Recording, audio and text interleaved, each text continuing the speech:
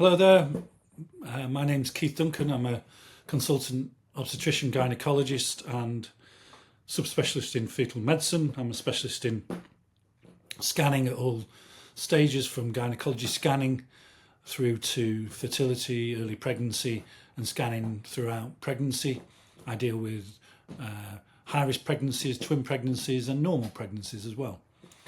I've often asked, what's the difference between having a caesarean section and having a vaginal birth? So I thought I'd have a little chat about that, because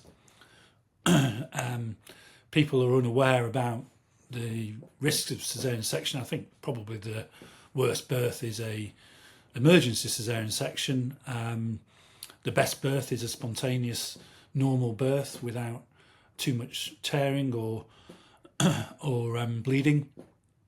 And overall, about 50% of mums manage to achieve that. The other 50% of the time, people would need a caesarean section for one reason or another, or a assisted birth, things like forceps, Von-2s, etc.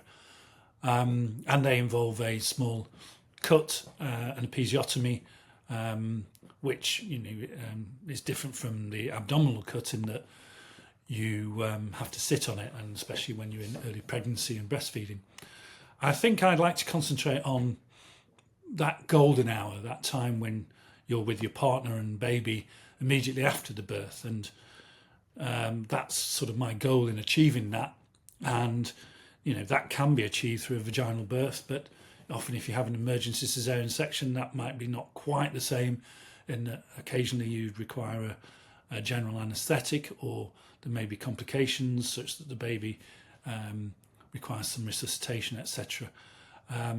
It's very difficult to predict what's going to happen, and that's why often people are looking at elective caesarean section, particularly as opposed to inductions, which are offered for one reason or another. And an induction of labour, I think, is probably the sort of can be associated with a poorer outcome because of its unpredictability, and sometimes the time it takes to get you into labour. And with an induction, there's a very high chance of emergency caesarean.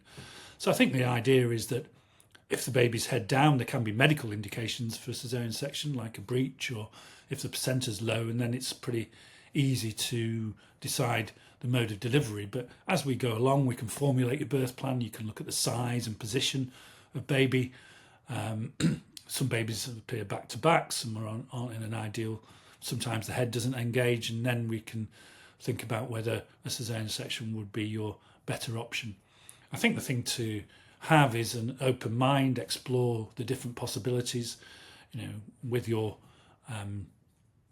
antenatal classes from the point of view of a more holistic situation. The NCT offers a lot of support for normal birth. I think doctors tend to lend more in a more complicated birth, with lean more towards a caesarean section. And I think people these days require a bit more certainty about the outcome. And with a planned caesarean section, you can definitely be more certain that things are going to go as you predict. Sometimes vaginal birth you don't have as much control of, and I think people appreciate that. And the art is to guide through the various different options, and to get to that golden hour where you're there, happy and healthy, getting skin to skin with baby, having your partner there supporting you, and breastfeeding in the immediate postpartum period, if that's what you want. Because I think people worry about the whether a caesarean section is associated with more allergies because the baby doesn't pass through the birth canal. But I think if you breastfeed and get that skin to skin, then you would get those organisms into the baby's gut at an earlier stage.